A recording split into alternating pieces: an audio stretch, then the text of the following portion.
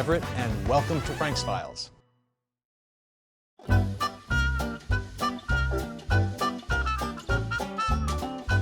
It is my privilege today to be at one of the most storied jewelry houses in all of New York, and certainly the most beautiful jewelry salon, Verdura.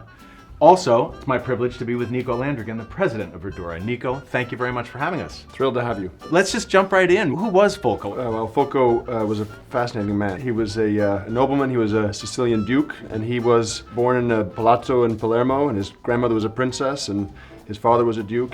He inherited his title in 1923, but the fortune went to a cousin. So, like so many people who have had to reinvent themselves, he took his talent for really painting originally, and through interesting connections and introductions, Cole Porter introduced him to Coco Chanel, Right. and he moved to Paris and started designing textiles, actually, originally for Coco. Textiles? And then very soon thereafter, through their friendship, started designing her personal jewelry as a favor. Right. I know he took her on a trip where he first exposed her to Byzantine art, which ended up really inspiring the famous Maltese cross cuffs that she wore forever. Well, those cuffs really are that seminal point of That's Verdura's it. career.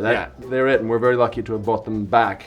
So the Maltese cross cuffs are actually the ones at the Met. That's right. Right? But this one, I think, is also Chanel's, yes? It is, and it's also in our museum collection, about 111 pieces that we don't sell. And still very much in that Byzantine style, even though it's not the classic Maltese cross. Very much. Large, colorful gemstones pressed into gold. Yeah. Very, almost barbaric in their boldness. Amazing.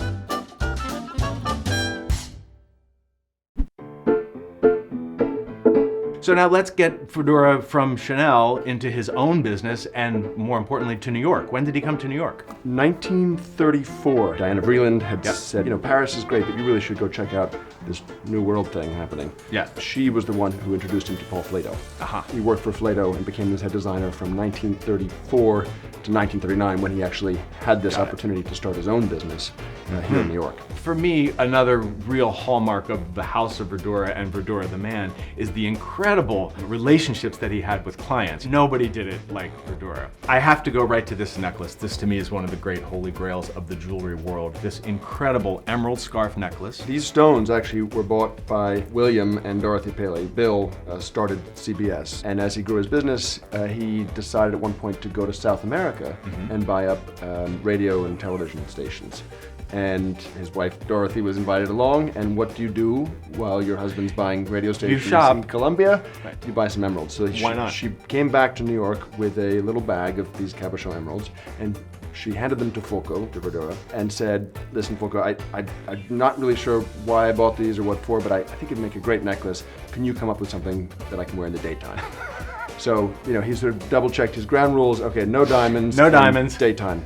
And he came up with 3 different designs. Wow. And actually the title page of the Verdura book is the one she chose. It's so spectacular. simple. And I love just because there are no diamonds, it's perfect for daytime, right? Exactly. Perfect day look. I think another one of the great artist-patron relationships were with the Mellons. They really worked closely with him on designs and commissions. Paul especially, it's worth noting, was one of the great patrons of Verdura. He was a patron of the arts, and he treated jewelry as a form of art. I mean, I don't know the total number of pieces that he bought over the years, but he single-handedly probably paid a good portion of the rent.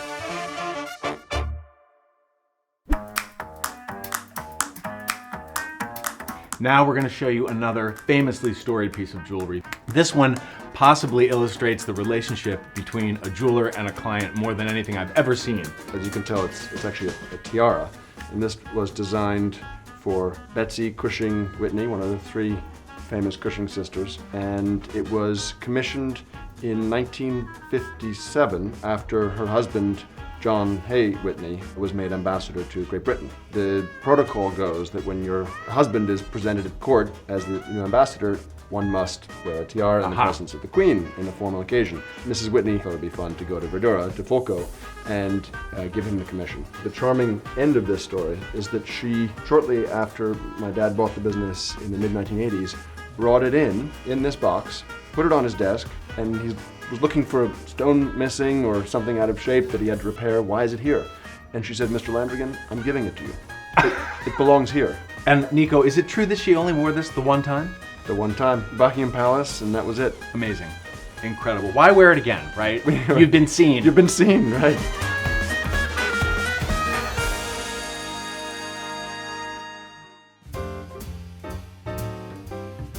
So today, who is the Verdura woman? I think the women who are collecting now, they love the color, the boldness.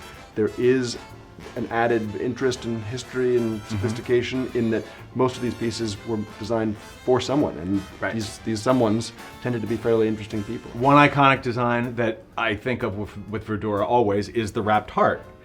Here are two examples. We have a vintage and a new. Both are for sale. So you do sell some vintage pieces, right? We do. We buy back vintage pieces whenever we can, and obviously make new pieces from the original archives. Right. Well, like this one, I know is a very popular design. It is. That you still produce. Some other great designs here.